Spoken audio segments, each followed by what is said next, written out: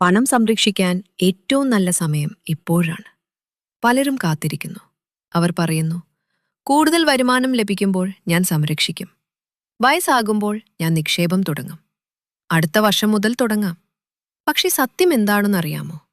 ഇന്നത്തെ ചെറിയ സംരക്ഷണം സമം നാളെയുടെ വലിയ സ്വാതന്ത്ര്യം. നീ എത്ര സമ്പാദിക്കുന്നു എന്നത് പ്രധാനമല്ല.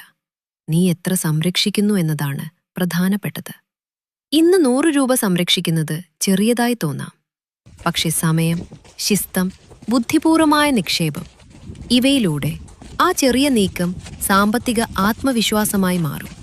നിക്ഷേപത്തിന്റെ അടിസ്ഥാനങ്ങൾ പഠിക്കൂ. പണം എങ്ങനെ വളരുന്നു എന്ന് മനസ്സിലാക്കൂ. കമ്പൗണ്ട് പലിശയുടെ ശക്തിയെ മാനിക്കൂ.